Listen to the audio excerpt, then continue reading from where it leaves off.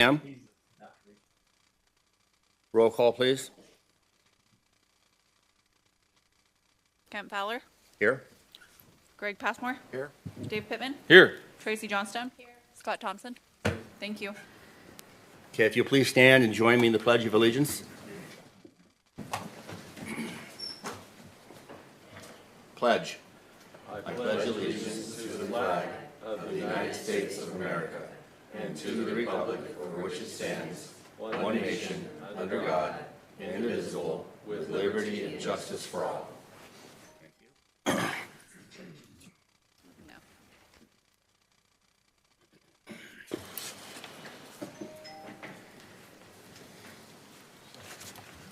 Okay, at this time, the committee Roll call? we did roll call. We did roll Oh, we did. At this time, we'll, Where was I? Where was is I? there anybody who wants to speak before the committee on non-agenda items? I've received no speaker cards. Okay. Has everyone had a chance to look at the consent calendar? Approval of the minutes? Yeah. Yes, so moved. Okay, are we doing, She moved the passage to Yes. consent, and I'll second that. Any discussion? Call the vote, please.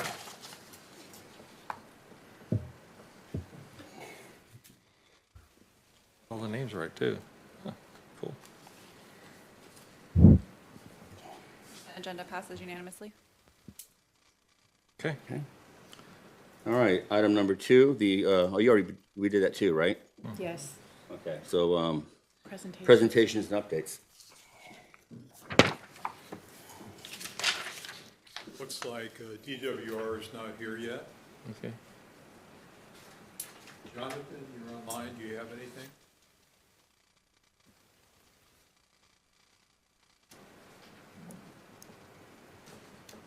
American Rivers is not here.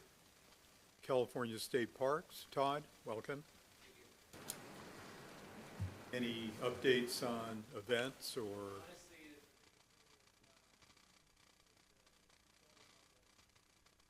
Is the Golden Mussel program that was implemented at the beginning.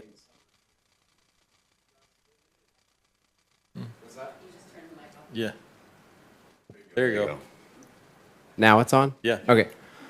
Golden Mussel program, which was implemented at the beginning of summer, has obviously garnered a lot of attention and gone very smoothly between the DWR and ourselves. And yeah, it's just now going into off season, what we call it, and fall winter season. So we're dealing with we put gates at all of our ramps, and now that they're locked after hours, the recreation and boaters and visitors are now trying to change and adapt to that. So we're just some of those changes as operationally. That's what we've been dealing with. I was going to say to change over not just to the visual inspection, then actually do the motor run was something a little different, and it seemed to be going well, where you have to, hook up the water and run your motor. I was a little hesitant to that, but it seems the crew's got it well organized. Yeah, Good job. it went very smooth, which is a pleasant surprise. Yeah. Is there an end in sight of that program? There is not currently. No. Yeah. Thank you. Yeah. Thank you, sir. Thank you. Okay, and Claudia, anything from the chamber?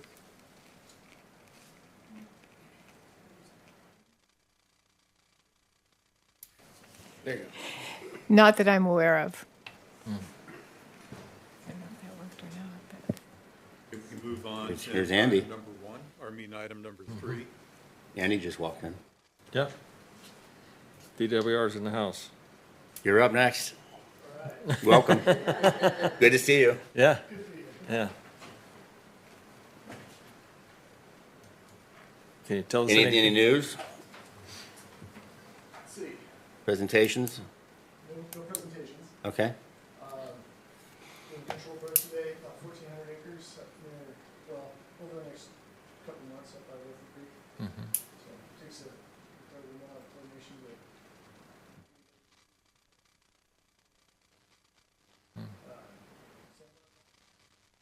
about 17. Mic on, please. There you go. Thank There you go, you're on.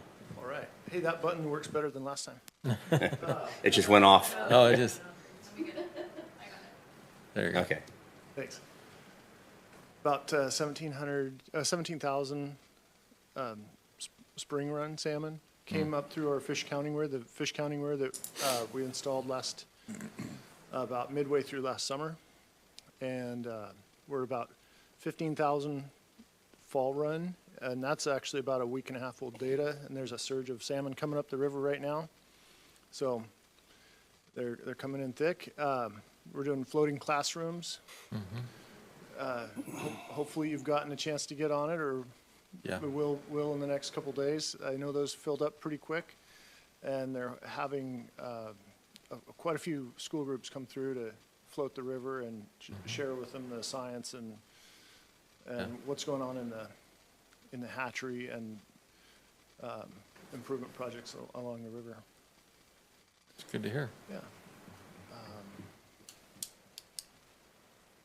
There's one other thing. Anything Oh, with this- there's an ORAC meeting, Orville Recreation Advisory Committee, and that is, as required by our FERC license to have a, coordinate on recreation issues. And that will be the first Friday in November, 10 a.m. at the Southside Community Center. There's also the Oroville Dam Citizens Advisory Commission meeting this Friday at Yeah, that's good. the same location Right. at 10 a.m. And that's an in-person meeting. It's 10 a.m. right? Yeah. Not 9, Yeah. yes, in person this time. You know, I was just thinking, the city sent a letter, the city council sent a letter to the governor over the protection of that body of water, specifically, you know, the danger that's presented to the spawning beds and whatnot. And we probably should get a copy of that letter and share it with all the SBF members. You hear what I'm saying? Maybe just to let them know what the letter said and what we're trying to do, so. That's just a thought I had. We sent the letter off last week. You I feel like oh, is this this is what came, I thought I saw something a couple months ago. no, this is just But this recently. is very recently. Okay. Yeah, very recently. After the Salmon Festival cleanup and whatnot, we just, so many of us are really irritated with the population that causes problems down there. And in fact, I think many of us were on the floating classroom and learned the fact that the debris left in the river have a damaging effect to the spawning beds. And we're exploring a lot of issues with that. In fact, last night's council meeting,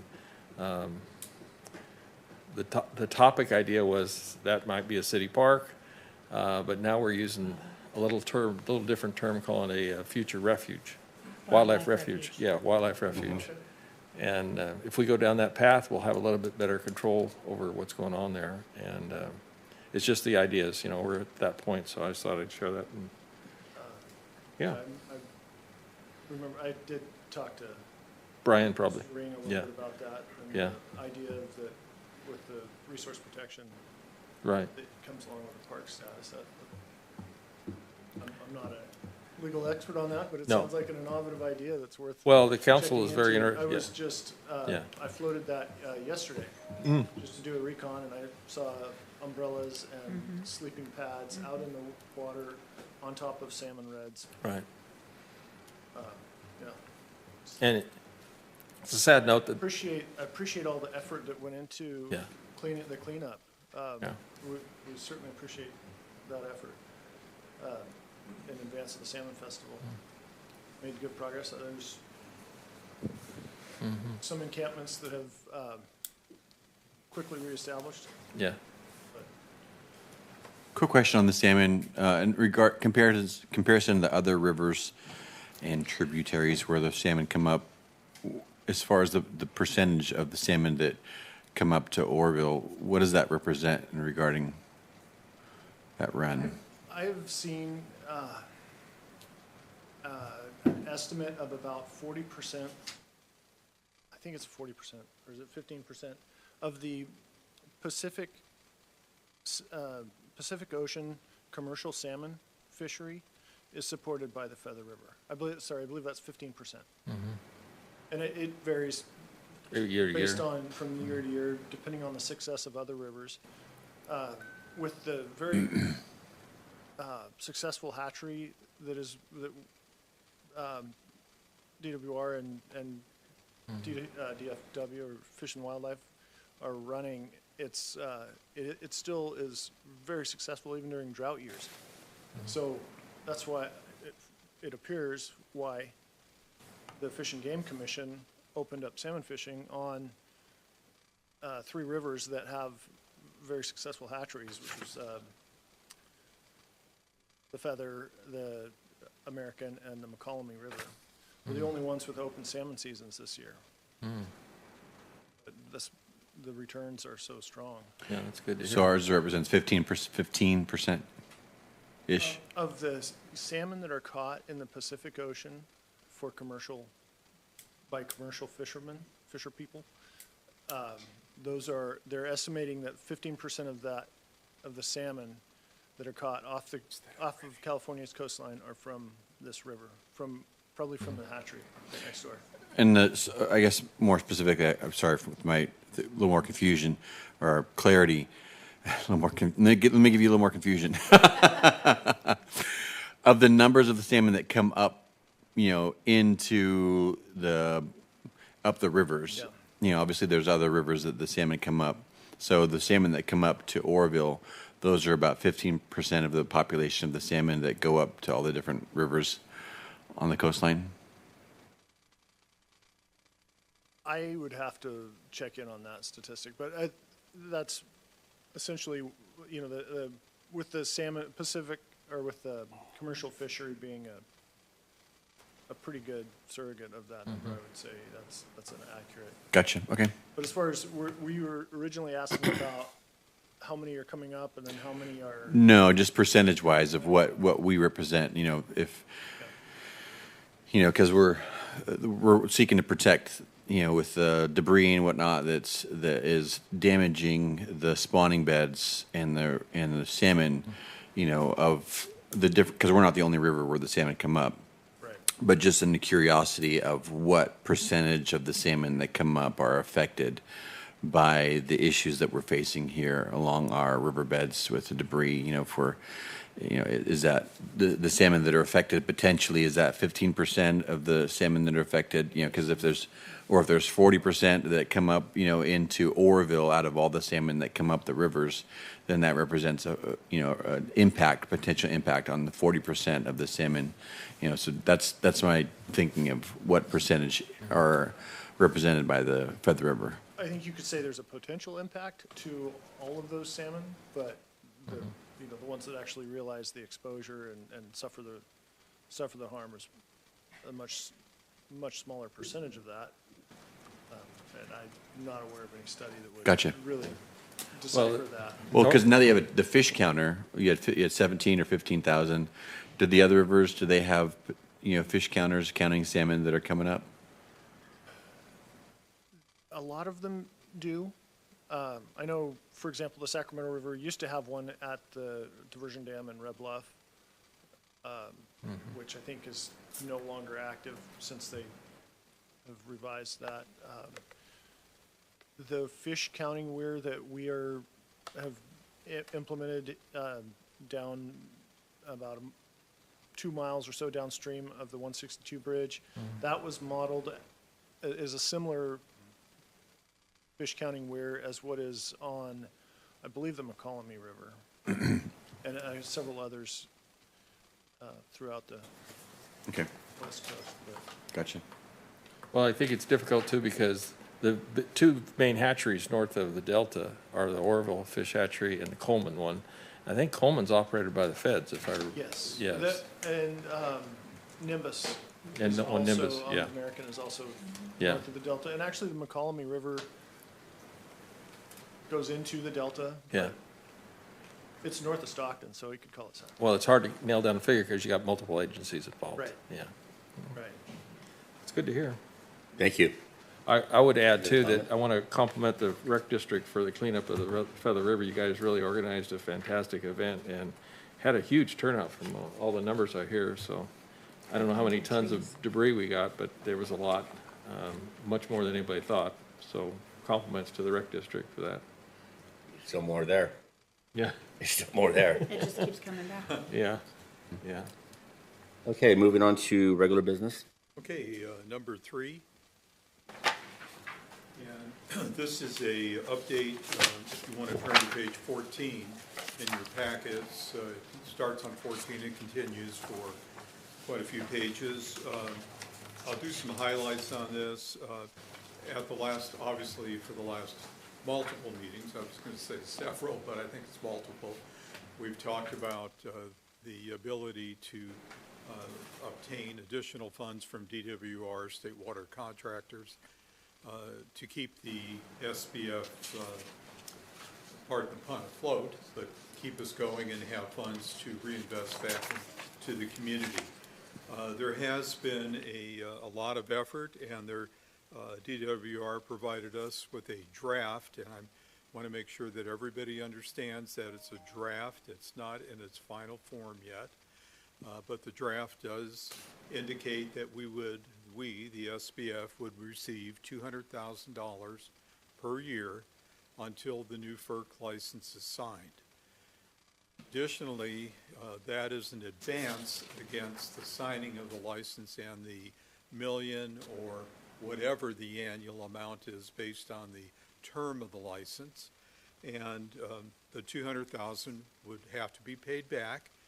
But hypothetically, I'll use an example, if it was 3 years out and we got $600,000 up front on the year that the license is signed, we would pay $200,000 back. And then the following 2 years, the remaining $200,000 per year. So, if we got it in 5 years and it was $1 million, we certainly would want to not stop getting any funds. So that is where we are right now with that. They are in the process, Andy is in the process of, I believe, finalizing the agreement. We included a couple of pages of the agreement in the information that you have, along with letters that were sent to DWR to encourage them to assist in getting this process moving.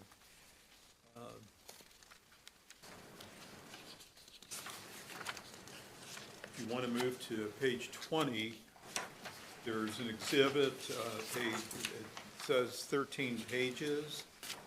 I only included 2 of the pages in here because the other 11 pages contain information that's in the settlement agreement and in the various other exhibits that we have been looking at for pushing 20 years now. So we're getting closer to 20. That'll be easier to say than 17, 18, I guess. Anyways, Exhibit A pretty much talks about it. I want to mention that when these were copied and when they were sent out, and I apologize for my phone, I've turned it off, but it's misbehaving. It keeps beeping. They do that. I'm not sure, and I actually put it in the drawer thinking that nobody would hear it, and I think it's louder. So, anyways, these 2 pages are drafts, and the document that we received from DWR says draft on it, but because of the faintness of it, when you look at it on the printed copy or on your electronic copies, the word draft, you have to really look to find it. So, in the future, should I get another draft from DWR, we request that you send that with a yellow color on it versus just the ordinary black and white, okay? So what this does is it leads into actually the next item on the agenda. And at the last meeting, the steering committee asked that we come back with a potential NOFA and some ideas on the fact that we may have $200,000. So we have to kind of assume that by next meeting, which would be January, we would have received, the SBF would have recommended the contract to the city council, as they have to actually sign it because the city is the fund administrator and they are the legal entity of the SBF. So, if there are no questions on that particular part of the agenda, we can move on to number 4, which is the notice of funds available. Any questions on that? No. Okay, we're actually going to, Brian has asked me to skip that because he would like to, and I'm sorry, thank you for calling that to my attention. The agenda calls for a motion on that item. We can't approve something that we don't have the final draft on. What Brian has recommended is that if we get the final draft Yeah. next week, we'll have a special meeting, which I kind of doubt. But if we get it in November, we'll call a special meeting just for that purpose of approving it at the SBF level. If not, it'll be December, et cetera, et cetera. Okay, Andy, you say something? Yes, well, I certainly was hoping that it would be ready for, in advance of this meeting. We're not there yet. But what you will likely see in the next 2 weeks would be a letter that we're proposing, a letter of agreement between the SBF committee members and the state water contractors and DWR, supporting the funding and supporting the settlement agreement and issuance of a license. The contract itself will be a lot more pages of fine print, and that that won't be within 3 weeks. Okay, so the letter is an understanding Yes. and then agreement, and then the final contract obviously follows that. Yes. Is the amount still at $200,000? That is what we're proposing. Okay, all right. Okay, thank you. Yes. And under the same terms of repayment. Yeah. A mirrored repayment. Right. Okay. Upon license acceptance. Okay. Okay, so if you guys want to, and gal, want to move on to item number 4, starting on page 32, and it's the notice of funds available. And so there's a whole bunch of detail on 2 or 3 pages. Most of you are familiar with it. When the original settlement agreement was signed and formed, funds were provided up front to the SBF. We reached the end of those funds, and these new funds, which are an advance on real funds coming in, would allow the committee to then issue a NOFA, a notice of funds available. And the recommendation from staff was that if 200,000 came in, that we make the full 200,000 available, or that you make the full 200,000 available. The funds that we currently have in the SBF would allow for small one-off type requests and continue to fund my participation as the facilitator of the SBF, okay, and any other expenses that might occur. There's not an issue with running out of money if you make the full 200,000 available. The recommendation would be that we would release that. Originally, Brian and I had discussed the first part of November. After hearing what Andy said, my own personal comfort level would be that we release it the 1st of December. That gives the recipients, people that are looking at it, 30 to 45 days to respond back, and in the interim, there's a workshop that's optional that they can attend, and then I'm also available to meet with people one-on-one as they fill out their request. So the thing that the committee would need to do today, though, would be to talk about where would the 200,000 go. And so to make it simple, or simpler, if you flip to page 48, I put together a NOFA worksheet, and basically it anticipates we're going to have 200,000, and that would leave about 40,000 available for small projects, special allocations, and administration until the next DWR cycle, which would be assuming 200,000 contract gets signed this year, we probably would not have that money until the end of January, first part of February. May I have a question? Yeah, go ahead. Sorry. So your recommendation, you said, is the full amount. Can you clarify, 'cause I was trying to look in here, can you clarify for me, because I know we have to have funds to pay for admin and whatnot, so on an annual basis, if we're looking at 200, there's going to need to be money put aside for the management of the projects and all that comes in, as you well know. So I know you put this, you considered this, so can you just explain to me, if we're putting the full 200 out, how we're going to pay for the management of the projects? Well, we'll have about 40,000 left to pay for management. As you're calling it, administration. My fee is $9,600 a year. So 9,600 from 4,000 still leaves $30,400 available. And just on a side note, by the way, I know that many of us know, that you're at the heart of managing this, and so the fact that you're charging so little is, we just really appreciate all that you do. Thank you. Absolutely. Yeah. Yeah, nice to hear that. Thank you Thank very you. much. So I'm confident that if you were to issue a NOFA for $200,000, but what you need to do is you need to decide where you want that money to go to.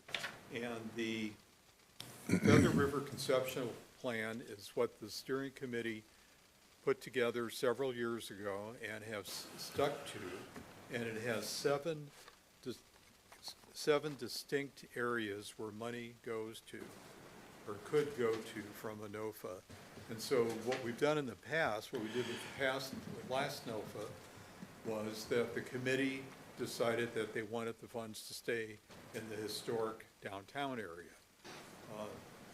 They put all of it was $100,000, and they put the funds into that particular pocket, and then eventually awarded those funds to Feather River Recreation Park District to assist them with the Brad Freeman Trail, which still remains unfinished yet, the missing link.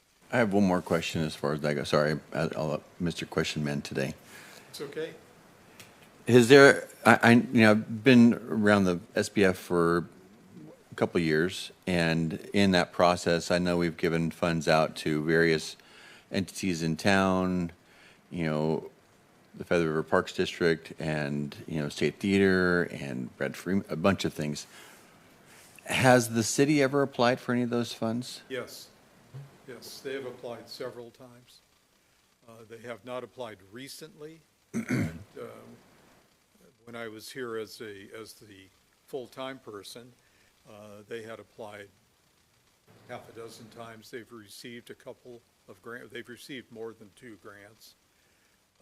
I'd feel goofy a little bit, because if you look at this panel, 3 of the 5, are city. Right.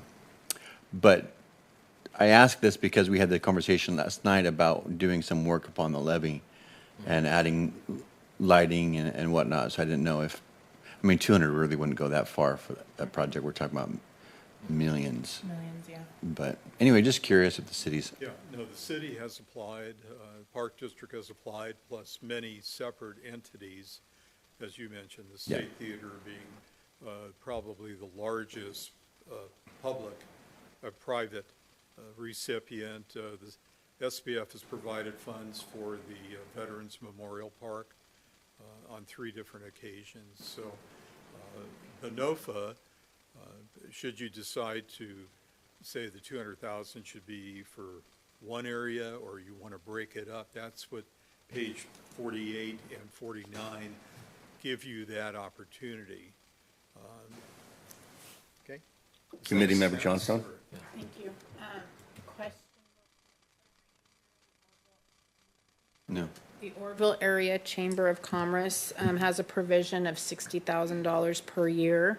So would that come out of the 200,000 or is that separate? No, their provision for their money, their 60,000, is tied to the FERC license signing. And once it's signed, if we get $1 million a year, the first 60,000 of the million, a check gets written to the chamber. They will have previously provided a plan as to how they're going to use the funds. And then in the past, Amber, the last several years, when they did have some money from us, she comes to the committee and updates us on what they're doing and what the benefits are. You know, kind of bear in mind that our funds, your funds, are really reserved for recreation. And Scott, that's probably one of the reasons that the Park District has kind of received a larger portion, because they have the biggest recreational facilities in our area. Recreation and economic development and enhancement to the community. I added number 8 on here only to let the committee know that in the past, when they have had funds, they have allowed the chamber to apply and receive some money, and those funds have ranged anywhere, I didn't put the range, but I want to say 10,000 up to, Claudia, when you were here, I think 100,000 was one year. They received 100,000. So it can be done, but it's not in the window of the Feather River Development Plan. Okay. Thanks for calling that out. Thank you, sir. Appreciate So- that. And I appreciate, If you want to, I'm not sure how you want to do it, Chairman. If you want to caucus amongst yourself, if you want to just start throwing figures out. let We me, hit 200,000, we go back and look at it again. Let's hear from Yeah. Committee Member Pittman, and we'll Okay. go forward. and I appreciate this, and that's part of the SBF settlement agreement. I'm hesitant to assign any dollar numbers to some of the projects because they're in the FERC license, and they're actually, projects are required to be part of that, so I wouldn't want to spend any money that's already going to go to something that's going to come with the FERC license issuance, if you understand what I'm saying. So my preference would be the downtown district, which is not part of FERC license, and then Riverbend Park, which is, a percentage back and forth. So I would look at those two categories because we have a limited amount of funds. I mean, we could divvy this up into little minutes, but I'm more of a person to say a larger percentage to number 3 and a percentage to Riverbend Park and let it go at that, because I hate to put a dollar value on it because these folks are going to come forward and give us a project. Their projects are all over the place. I mean, we've seen that in the past. So I appreciate the guidance here, but like the diversion pool, there's a lot of things that come with the, what's the exhibit? Exhibit at the end of the, where all the PNMEs are. Yeah, the back of this. The license articles, A articles. Yeah, the articles in the back, those are all, essentially projects to be funded by the license, not necessarily projects for us now. All of them are worthy, but when we only have 200,000, I would suggest maybe only 1 or 2 of these, the money would be identified for. So we don't, pay for something that we had coming anyway. You get my drift. I thought that these seven areas were more of like a planning area, Right. and they would be for SBF directed funding in those areas, Right. not, and they're not necessarily, they're not, and we wouldn't even apply them towards anything that is Right. a license article. I mean, if we had $1 million coming in, yeah, it'd be good to divvy this up Yeah. for projects to entice, but right now we don't have that much, so I'm just saying pick a couple. But a private or a local group could apply to do Oh, sure. their own project in Yeah. these areas, I think is what is Oh, I intended wouldn't- by this. That wouldn't Right. duplicate or supplant anything that we're Sure. planning on doing with the. And I would encourage anybody to submit, projects. I mean, that's, The other thing I wanted to clear up is I don't have my copy of my settlement agreement with me, but I thought that the funding for the chamber was an element of the Feather River conceptual plan and not the settlement agreement, I think But you're right, yeah, No, which is something that this body right, adopted right. and was with the intent of steering the money towards recreation that has a Right. river-related theme. Component, The chamber is identified in the articles for the SBF. yeah, And it's very specific how it's funded and the dollar amount annually. Kind of piggybacking on what you said about the other areas that some of them do touch FERC areas, but an example, in previous SBF fundings, the SBF has provided funds to the Forbay Aquatic Center, actually a considerable amount of money. And it falls into a private entity that applied for funding, using a facility that's leased from DWR to state parks. So it can get a little complicated and hairy. When we get on to the next thing, after you decide how you want to spend your money, if you want to spend it, I'll talk a few minutes about some of the processes that we use and the screening that goes on to ensure that funds brought back to the committee are what the committee is really looking for. Sure. Okay? Committee Member Johnson? Yes, please, real quick. Is Riverbend Park not a part of FERC? No, it is not. no, it's, It needs Yeah. some serious. No. yeah. And I'll go up real quick here. Riverbend Park was developed with the initial approximately $11 million that came from this, the signing. There was an advance upon signing of the settlement agreement. Actually, during settlement agreement negotiations, I believe it was 5 million. Actually, you're probably better with the numbers. I am. I mean, it's 5,200,000 to be Yeah. exact, and it's actually part of the upfront $11,270,000 that the SBF has received over the last 16, 17 years. It was earmarked to develop that large park, but it is not in the FERC. It's not in the FERC footprint. That's really sad. It is in major need Yeah. of updating. What needs updating? Bedrock? Bedrock. Oh, Bedrock. you I mean thought. Did I say River? river? Oh, I'm so sorry. Well, that's fine. I meant bedrock, sorry. Yeah, Bedrock is not. No, Yeah. Okay, thank you. But Bedrock falls into number 3. It falls into the historic downtown district because it goes all the way to the 70 bridge, Okay, Highway 70 bridge. And Okay. it includes things, the downtown includes things like what the park district is trying to do with the trail levee, right, the Brad Freeman portion that's missing behind the Veterans Memorial. okay. So it falls into that same window of opportunity. Thank you. Just Committee Member Pittman? in real rough Go ahead.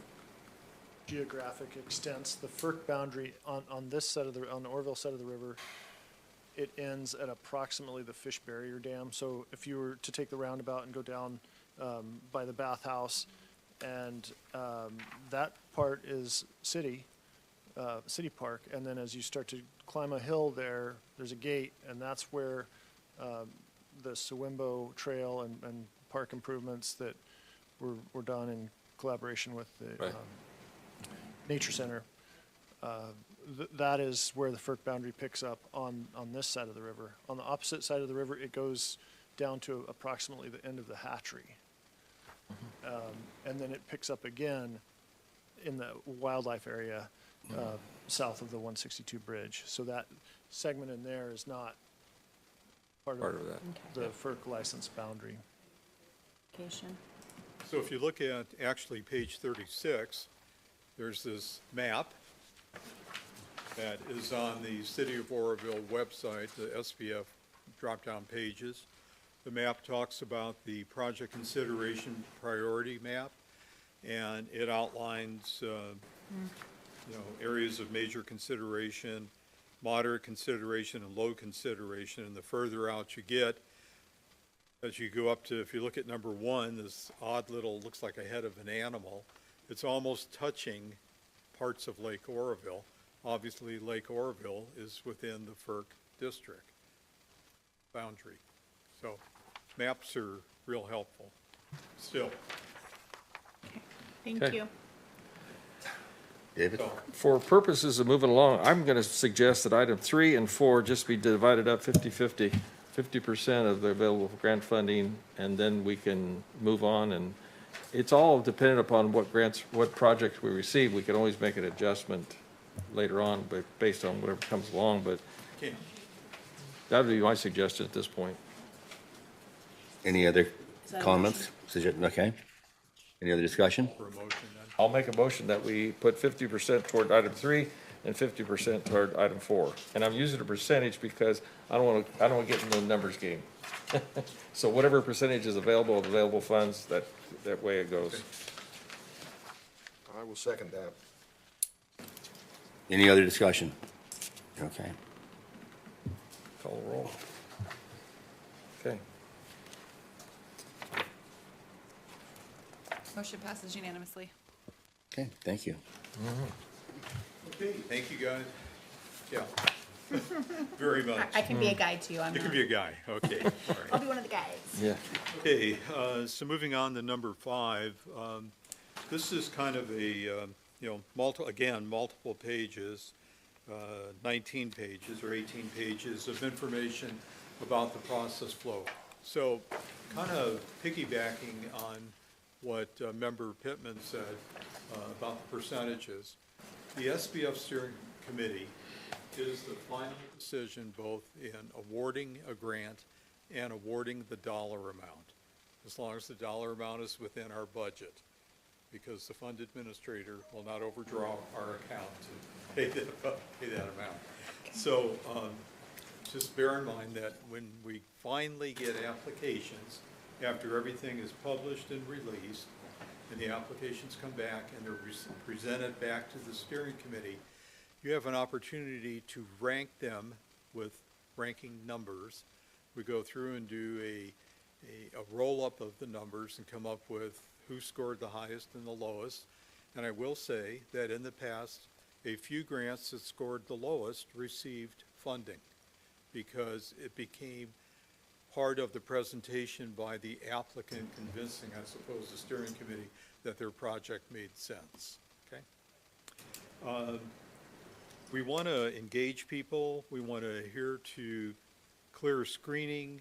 We rely on evaluation criteria that ranks proposed projects by their merit. We allow you folks, the steering committee, to make the final decision. And then we have a process where we do this again when funds are available. So my question to the steering committee is, would you want to have the publication to the public that a NOFA is available to roll out in November or December of this year? If we have not received the final signed contract from DWR, the information that goes out to the public will say, tentatively, we are offering these funds based on a contract that we anticipate DWR to provide to the fund administrator and to the Supplemental Benefits Fund Steering Committee. So my question is, which month do you want to release the information? Because that sets into place, for me, a whole bunch of things: a press release, a legal notice that has to be published, notification to agencies in the area and to public entities, and then a process of workshops, et cetera. So what makes sense, November or December? I personally like November myself. Yeah, I agree. Okay. The sooner we can get it out, Yeah. the more activity we're gonna have. Mid-November? Yeah. Yeah. Okay, all right. I think that's consensus, looking around here, yeah. Okay. It's not, for all the applicants, it's not an easy process. It's a lot of paperwork to do, but, it can be fruitful, I know. And the sooner we get it out, the better off people have the time to get it done. Time is Good crucial. idea. Well, it looks like a lot of paperwork, and it is, but it's also meant to be transparent. If you go all the way back to the first meeting of the SBF, a fairly large dollar amount was granted based on just a single piece of paper. And after that meeting, the committee said, whoa, this isn't going to work right. We need to have some parameters, and people need to know what they're looking at. And that's what the Regional Fund Strategic Plan provides, and all of the other documents that the steering committee has published over the years. Okay. Thank you. Thank you very much. I will be hopping on that like post haste.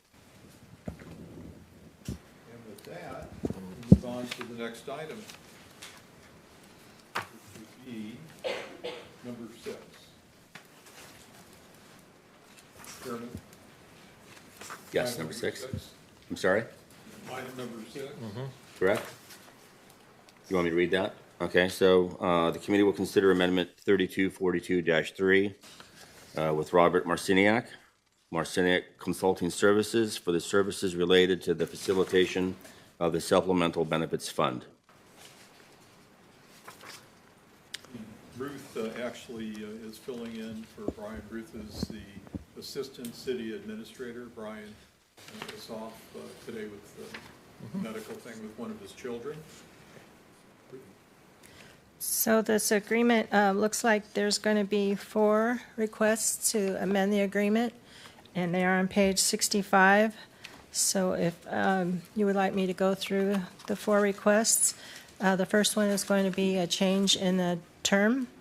So the current one terminates in May of 26, but the new date will be May of 28 if you approve this. And the second term is that it can only be amended in writing by the city and grantee with approval of the Supplemental Benefits Fund Steering Committee.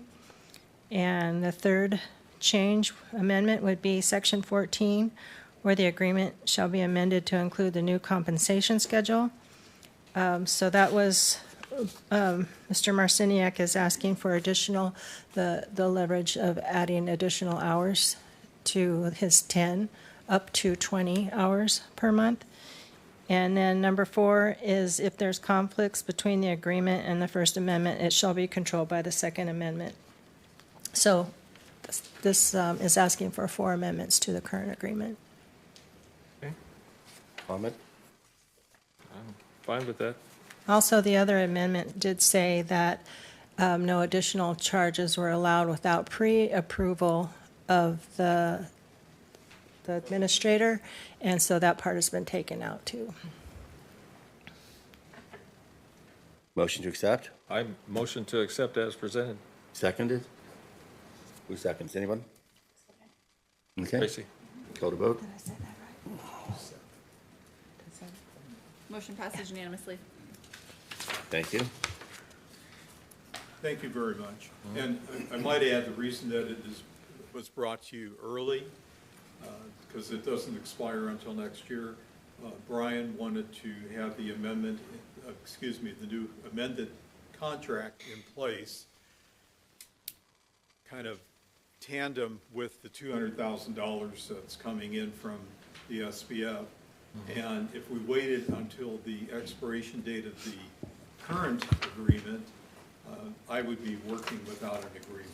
So that's why we Excellent. received it early. Yeah, works. Okay, item number 7, the committee will consider authorizing a one-time additional compensation payment in the amount of $325 to Robert Marciniak. So this is part of the amendment that we got tripped up for additional hours, and they weren't allowed to be paid because of the way the agreement was written. So we're asking you to approve the payment. I understand the hours were necessary for the new city's new website to work on that. Is that the product we're talking about? Actually, Yeah. I billed you for 5 hours. I probably spent 10 hours on it. Okay. The catchy thing in my previous contract, and Ruth has, I think, extremely good vision,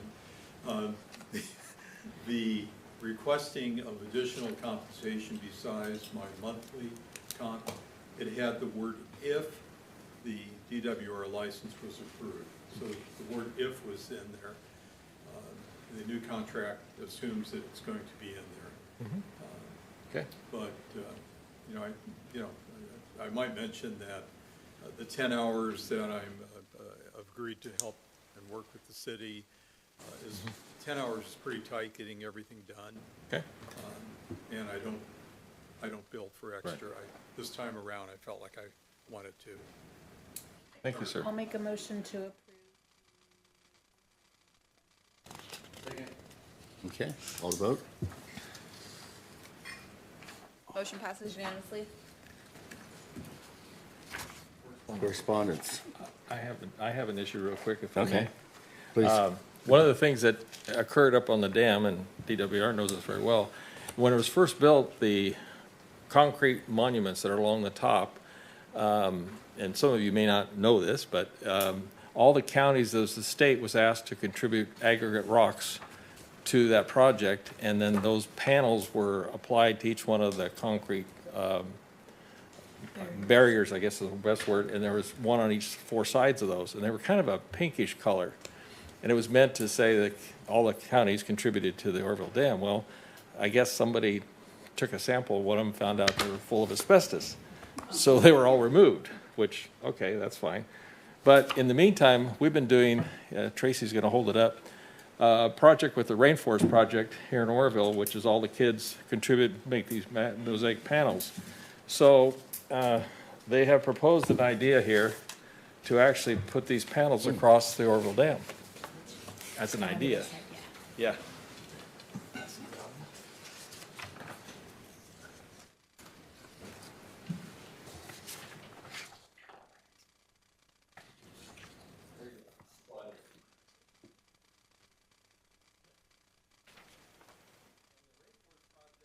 You know, they put this together. Bob, there's some more here for the public here. Let them have some. The idea would be something along another public school kids project, probably statewide. Yeah. Because if we did the same thing and asked each county to contribute to the idea, it might be an interesting thing. In the Rainforest Project, which is the name of the company, on the upper road past the Thermometer Bridge, there's 60 panels, and they had over 2,000 school kids contribute to each one of those panels by either applying the tiles or coming up with their own design or whatever. So it's a public school kids project. And this might be a nice one for the top of the dam. And I've already gotten a lot of interesting ideas from it. So we're just throwing it out there. I'll bring it up on Friday with Mr. Crowfoot. In fact, I'm planning on giving him this panel just to put in his office to remind him that it could be a good idea. And we're not asking for any money yet. We're just asking, is this a good idea? And I kind of built it around this week. The council looked at it last night, and a couple other boards that I sit on thought it was a neat idea. And it certainly would decorate the top of the dam and be a little more pleasurable in the product. If you had kids that were, say, from San Diego area, and they contribute to these panels, they probably would want to come up here and just walk the dam to see where they put their mosaics. We have that already going on with the panels that are up on the Thermometer Hill, or that wall, whatever we call that wall. So just an idea. We're just looking for support. And yes, sir. That's Claudia, go ahead. Yes, sir. Yeah.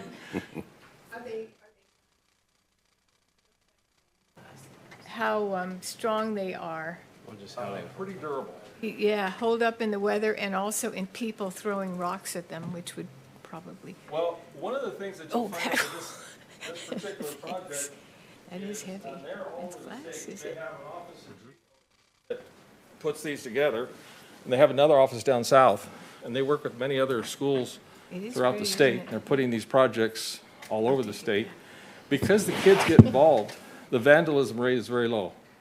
Because the people that typically do vandalism realize it was one of their friends that did it, I guess is the term. And they're doing public art all over the place in a lot of ways. But if we go down this path, certainly we'd want to have Mr. Dan, sit down and talk with DIWR and see what the idea would be and where it could go. And there is a grant writer willing to write a grants for it, because it's, it'd be somewhat expensive, but the expense is kind of overridden by the fact that so many kids would contribute to it. And that's been a success of the project now. We call it the Rainforest Project on the hill. As you drive up the hill, you get to watch and see the panels. And I had to contribute myself. Go ahead and pass that around if you would.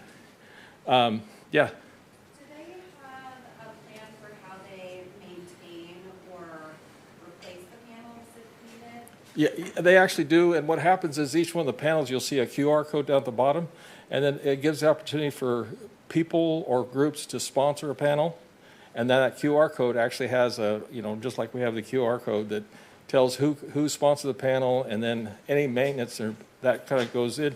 What the city's going to do is anybody that wants to donate to that, then the funds donated goes to the city's art commission for maintenance of any panels that are broken and those kind of things. So there's a future there to help maintain them, but they're really durable, and it's a tile thing, and it's easy to replace in some respects.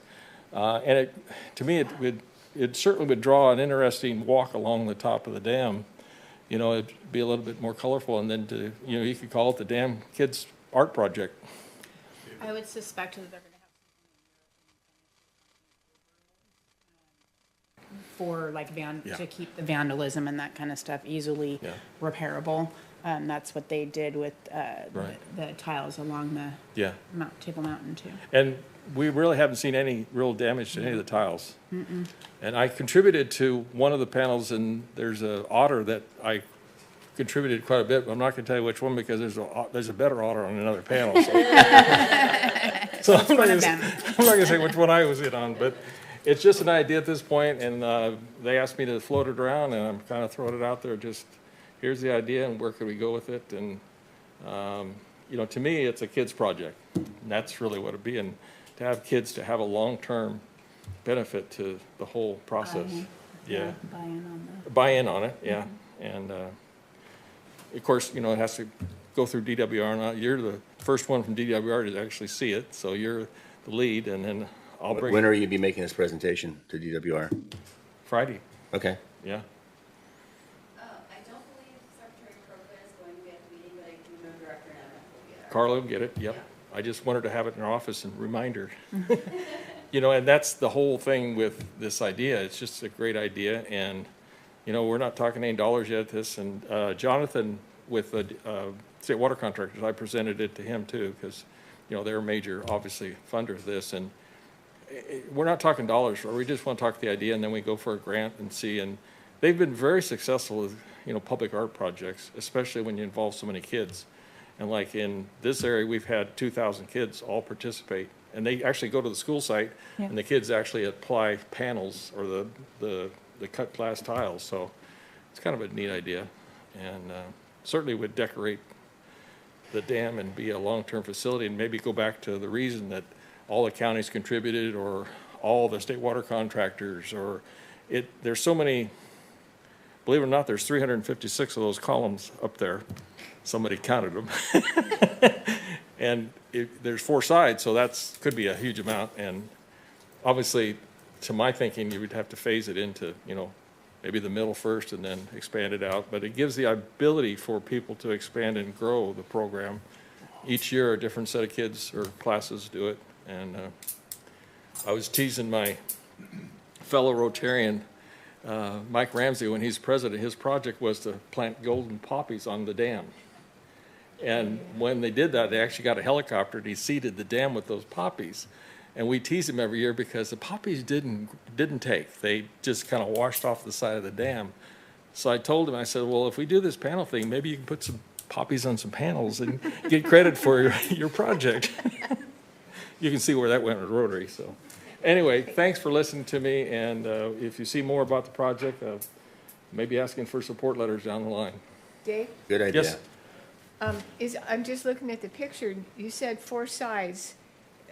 Where the chain comes out. Right. Is that also a side? Because it seems like The old panels had 4 sides, and there was a hole in the panel where the chain is. Now, obviously, I mean, when you look at these, and these are a little bit more expensive than the original first panels, and just 2 panels per would be more than enough. I mean, you know, there's a lot of possibilities to this whole process, and it also kind of involves how many folks want to get involved. You know, as a statewide public art project, it'd be kind of unique. You know, it would draw people, I think, as just a factor. And if we go down that path, we'll at least know what's going on. You know, yes. May I say that I've been involved with brushstrokes on those panels, Mm-hmm. and people come in from all over now. They're looking for more individual clubs to get involved. Oh, okay. Off the Saturday schedule because Right. we want to finish the Table Mountain by Right. December. So Yeah, I think they're down to 10 or 15 panels left, and there's 60 altogether with that project. And that was funded by the city. Down to 6, Yeah. finishing. I want to say it was a public art project grant, if I remember right. Part of it is. Yeah. So, anyway, it's fascinating to look at, and just want to throw the idea out there. So, there it is. You're all informed now. Thank you. Does any committee member have anything else they'd like to say? Bring to the table? Greg? Anybody? Okay. I did, one of the things I forgot to bring up during my update is we did have new trail maps printed. Oh, good. For the, or Lake Orville trails. So it's very much like the trail map that we initially printed about 4 years ago. But there is some edits and revised trail designations. One of the trails that was slated as cyclist was, we found it was actually a multi-use trail, so that's been updated. Oh, good. And how are they going to be distributed? We have typically put them at all of the entrance kiosks to the Lake Orville State Recreation Area. The Chamber has some in their visitor center. We have some at the Lake Orville Visitor Center. I believe State Parks has some at their Discovery Center, or is that? Because that one. Well, I have a feeling. We just got a whole box of them earlier Okay. last week, so we haven't. And then I believe the Chamber has distributed them throughout several of the hotel lobbies and a handful of other places that are prominent. My tendency is not to let you leave with those and leave those here. We'll probably take them before you. I didn't want to bring a whole box in, but I Yeah. thought I'd bring some to share, and we can. We have, Well, typically I always get a stack because I give them to people that are coming into Oroville for the first time, and they'll ask me something. I go, hey, I got something for you right here. So grab 4 or 5, keep them in your car. You meet somebody, promote Oroville. Yeah, that's a good idea. Very cool. Thank you, sir. Thank you. All right. Okay, any items for the next agenda? Hearing none, we'll go ahead and adjourn the meeting then. Thank you, everyone. Thank you.